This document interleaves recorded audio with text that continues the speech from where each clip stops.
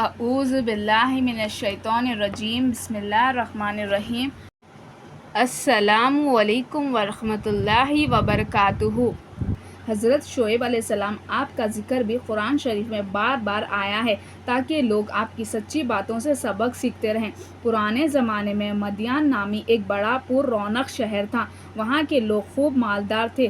تجارت اور سوداگری ان کا پیشہ تھا، مگر وہ لوگ بتوں کی پوجا کرتے تھے، سودا بیچتے وقت کم تولا کرتے تھے اور اسی طرح کم ناپا کرتے تھے۔ اللہ تعالیٰ نے حضرت شعیب علیہ السلام کو ان کے پاس نبی بنا کر بھیجا۔ حضرت شعیب علیہ السلام نے بڑی نرمی، عاجزی اور پیار سے ان لوگوں سے کہنا شروع کیا، اے لوگو، تم صرف ایک اللہ ہی کی عبادت کیا کرو، ناپ تول پوری دیا کرو، لوگوں کو ان کی چیزیں کم تول کر نہ دیا کرو، زمین میں فساد نہ پھیلایا کرو، اور تم سڑکوں پر اس غرض سے مت بیٹھو کہ اللہ تعالیٰ پر ایمان لانے والوں کو دھمکیاں دو اور اللہ کی راہ سے روکو، اور اس میں کاجی کی تلاش میں لگے رہو۔ تم کتنے تھوڑے تھے، اللہ نے تم پر مہربانی کی، تم کو اولاد دی اور تم بہت ہو گئے۔ دیکھو، فساد کا نتیجہ ہمیشہ برا ہوتا ہے۔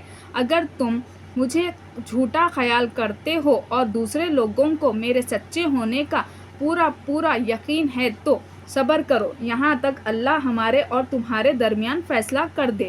قوم کے دولت مند رئیس لوگ اس بار بار کی نصیحت کو برداشت نہ کر سکے اور انہوں نے کہا، یہ کس طرح ہو سکتا ہے کہ ہم ان کو چھوڑ دیں جنہیں ہمارے باپ دادا پوجا کرتے تھے؟ مال ہمارا اپنا ہے اور اس کو ہم جس طرح چاہتے ہیں خرچ نہ کریں، اور وہ بھی صرف آپ کے کہنے پر، اور آپ ایسے سچے نیک کہاں سے بن گئے؟ کیا آپ کی نماز ایسی ہی باتوں کا حکم دیتی ہے؟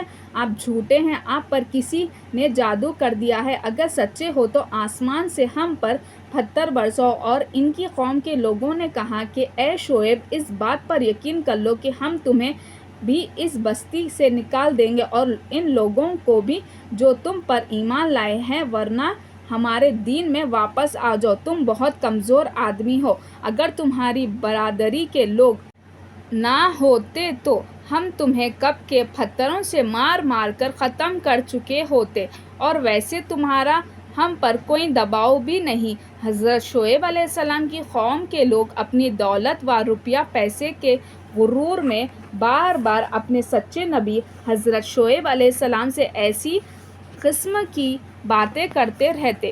حضرت شعیب علیہ السلام فرماتے ہیں کہ اللہ تعالیٰ نے مجھے سیدھا راستہ بتایا ہے اور اپنی مہربانی سے مجھے حلال روزی بخشتا ہے۔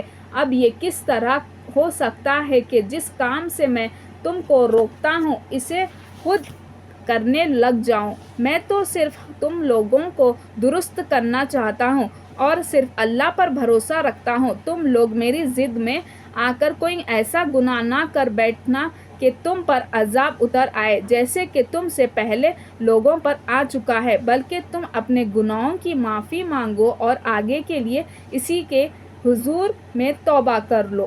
تم نے اللہ کو بالکل بھلا دیا ہے۔ کیا تم میری برادری سے زیادہ ڈرتے ہو اور اللہ کا خوف تمہارے دلوں سے اٹھ گیا ہے؟ میں نے اپنا فرض ادا کر دیا۔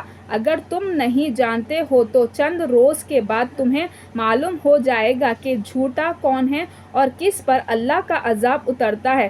آخر اللہ کا عذاب آ گیا۔ شعیب علیہ السلام اور ایمان والے تو بچ گئے، اور جو لوگ اللہ کی نافرمانی کرتے تھے وہ اپنے گھروں میں بیٹھے کے بیٹھے رہ گئے اور ایسے برباد ہوئے کہ گویا ان مکانوں میں کبھی بسے ہی نہ تھے۔ بس اللہ تعالیٰ کے سوا دوسرے کی عبادت کرنا، اللہ تعالیٰ کو بھول جانا اور غیروں کو یاد کرنا، رسول پاک صلی اللہ علیہ وسلم کی باتیں نہ ماننا، دل کی خواہشات کو پورا کرنا، کم تولنا، کم ناپنا، امان کے بعد زمین پر فساد مچانا، روپیے کا غرور، دولت کا گھمنڈ کرنا اللہ کو بے حد ناپسند ہے۔ جو لوگ ایسا کرتے ہیں اور توبہ نہیں کرتے، صحیح راہ اختیار نہیں کرتے، آخر کار ایک دن ضرور سزا پائیں گے اور نقصان اٹھائیں گے۔ آؤ ہم سب مل کر عہد کرتے ہیں کہ اللہ تعالیٰ کے سوا کسی کی عبادت نہ کریں گے اور کبھی نہ کم تولیں گے، نہ کم ناپیں گے، غرور نہ کریں گے اور ایسے کسی کا مال بے ایمانی سے نہ کھائیں گے، اور اگر ہم نے ایسے کیا تو ہمارا حشر بھی حضرت شعیب علیہ السلام کی قوم جیسا ہو جائے گا۔ اللہ ہم کو محفوظ رکھے اور ہمیں نیک ہدایت اور نیک توفیق دے، آمین۔ ویڈیو کو لائک شیئر کیجیے اور ہمارے اس یوٹیوب چینل کو سبسکرائب کرتے ہوئے اس کے بیل آئیکن کو بھی پریس کر لیجیے تاکہ ایسے ہی ویڈیوز آپ کو ملتے رہے۔ جزاک اللہ خیر۔